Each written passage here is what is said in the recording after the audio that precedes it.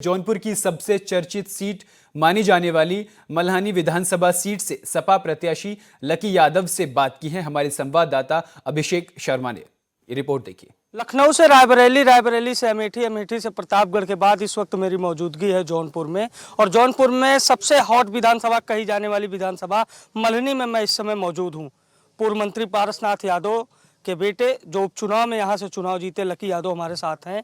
और उपचुनाव में इनका सीधा मुकाबला बीजेपी से माना जा रहा था, लेकिन बाहुबली पूर्व सांसद धनंजय सिंह बहुत ही करीब आकर इनसे चुनाव हार गए। जनता के बीच लगातार लकी यादव प्रचार कर रहे हैं। समाजवादी पार्टी ने फिर से इन्हें अपना प्रत्याशी बनाया है, वहीं बीजेपी ने इस बार केपी सिंह को मैदान में उतारा है। पूर्व सांसद और बाहुबली की छवि रखने वाले धनंजय सिंह निर्दलीय चुनाव लड़ रहे हैं।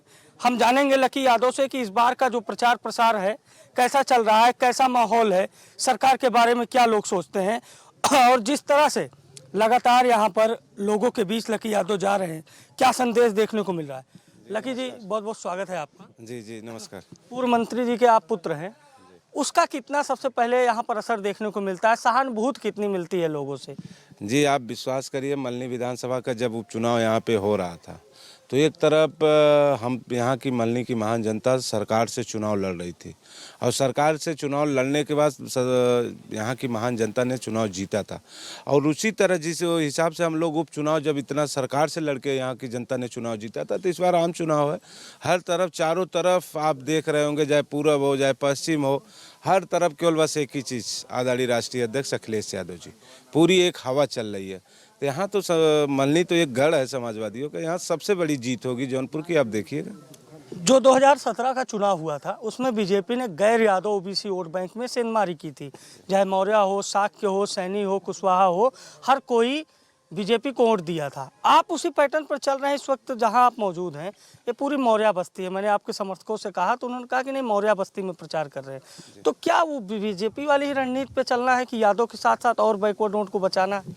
जी इस समय एक लहर चल रही है। हर लोग जितने जिस जात बिरादरी का हो, सब लोग इस महंगाई से, साड़ से, बेरोजगारी से सब लोग परेशान है। और ये परिवर्तन चाह रहा है, किसी जात बिरादरी की बात नहीं, सब लोग एक तरफ केवल आशा भरी निगाह अपने नेता आदरणीय राष्ट्रीय अध्यक्ष जी की तरफ देख रहा है। और राष्ट्रीय अध्यक्ष जी का जो समाजवादियों का जो अभी घोषणा पत्र आया, उसको भी आप पढ़ लीजिए, तो उसको पढ़ने के बाद लोग, मैनिफेस्टो पढ़ने के बाद लोग इतना ज़्यादा उत्साहित हैं और समाजवादी को वोट करना चाह रहे हैं। और सभी लोग मन बना चुके हैं, किसी को इसमें जात बिरादरी की कोई बात नहीं, सब लोग मन बना चुके हैं समाजवादी को वोट देने के लिए। जौनपुर समाजवादी पार्टी का गढ़ कहा जाता है, लेकिन कहीं ना कहीं कुछ सीटें ऐसी हैं जहां बीजेपी और बीजेपी के सहयोगी दल, अपना दल ने जीत दर्ज की थी। तो इस बार जौनपुर की राह कैसी होने वाली है? इस बार तो जौनपुर की 9 सीट जीतेंगे, कोई कठिनाई नहीं। आप देखते रहिए किस हिसाब से चुनाव हो रहा है। आप तो टहल रहे हैं मीडिया से, आप रायबरेली गए, अमेठी गए, प्रतापगढ़ गए, हर जगह गए, तो एक हवा चल रही होगी समाजवादियों की। तो इस बार जो उत्तर प्रदेश में 2 साल टहल रहे हैं, उसको किसान गोजी लेके खदेड़ के भगाएगा।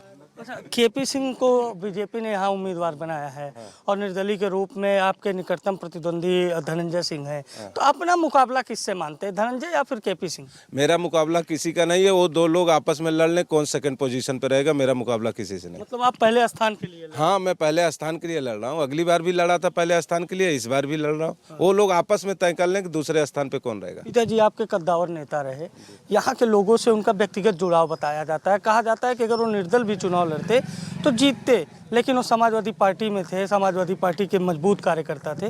तो वो जो पिता की बनाई एक राजनीतिक पृष्ठभूमि है, उसका कितना फायदा मिलता है, उसका कितना लोगों में असर है कि नहीं ये पारसनाथ यादव के बेटे हैं?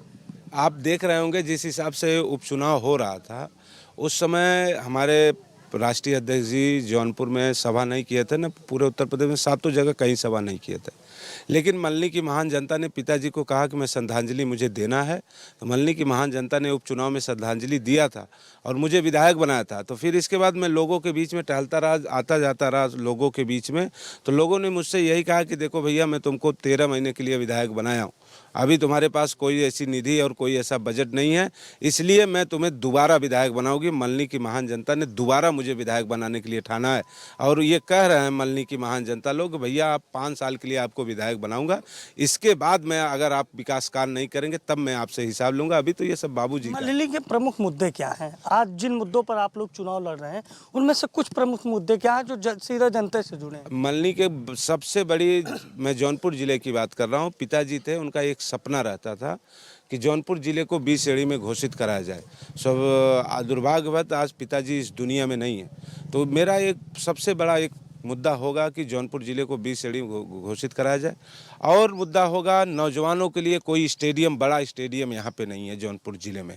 तो इसलिए मेरा ये भी मुद्दा होगा कि जौनपुर जिले में एक बड़ा स्टेडियम बनवाया जाए और नौजवान साथियों के लिए जो दिल्ली, बम्बई, कलकत्ता जाते हैं उनको अपना परिवार छोड़ के रोजगार के लिए, मेरा अपने नेता राष्ट्रीय अध्यक्ष जी से जब मुख्यमंत्री हो जाएंगे तो उनसे एक मांग करूंगा कि जौनपुर में कारखाना लगाया जाए। जो हमारे नौजवान जो बाहर जाते हैं कमाने, वो कम से कम ये बड़ा कारखाना यहाँ लग जाएगा तो उनको यहाँ रोजगार मिल जाएगा। यहाँ से निर्दल प्रत्याशी हैं धनंजय सिंह, उनका एक क्रिकेट खेलते हुए वीडियो वायरल हुआ। सपा ने, कांग्रेस ने, सबने निशाना साधा कि अगर अपराधियों पे कार्रवाई हो रही है तो क्रिकेट कैसे खेल रहे हैं। अब उन्होंने निर्दलीय चुनाव लड़ने का भी वादा कर दिया जनता से। तो क्या वो जौनपुर में नहीं है? अगर हैं तभी तो वो चुनाव लड़ रहे हैं। मैं ये नहीं बता सकता वो कहाँ है, वो कौन है, मैं नहीं जानता। अब जो चुनाव में जब लड़ने आएंगे तब जानूंगा कि ये कौन है। वैसे तो मैं नहीं जानता ये कौन है। चुनौती के लिए तैयार रहते हैं? कौन सी चुनौती? किससे मेरी चुनौती? वो लोग अपना वो करें, मेरी किससे चुनौती? मैं तो जनता के बीच में जा रहा हूँ, यहाँ की जनता चुनाव लड़ रही है, मैं थोड़ी लड़ रहा हूँ। हाँ, मल्हनी की महान जनता चुनाव लड़ रही है। तो 10 मार्च को जो नतीजे आएंगे क्या आएगा सामने? आप देखते रहिएगा, आप देखते रहिएगा। मैं अपने मुंह से नहीं कहूँगा। मल्हनी की महान जनता से आप पूछ लीजिए। ये सब क्षेत्र के हमारे नौजवान साथी, सीनियर सब हमारे साथ टहल रहे हैं, इनसे पूछ लीजिए। नौजवान होने का कुछ अलग से प्रभाव पड़ता है क्या जनता? जी, नौजवान हूँ। नौजवान सब सोचता है कि मेरा विधायक नौजवान है, मेरे कंधे पे हाथ रख के चलता है, मैं उसके कंधे पे हाथ रख के चलता हूँ और नौजवान भी मुझसे खुश रहता है। देखिए, बिल्कुल ये लकी यादव हैं जो अपने क्षेत्र में प्रचार कर रहे हैं। एक बड़ी राजनीतिक पृष्ठभूमि से आते हैं, लेकिन चुनौती बड़ी है क्योंकि सामने दो दिग्गज हैं और समाजवादी पार्टी की ओर से युवा lucky Yadav. Camera person Jitendra के साथ अभिषेक शर्मा, CTN न्यूज़, जौनपुर।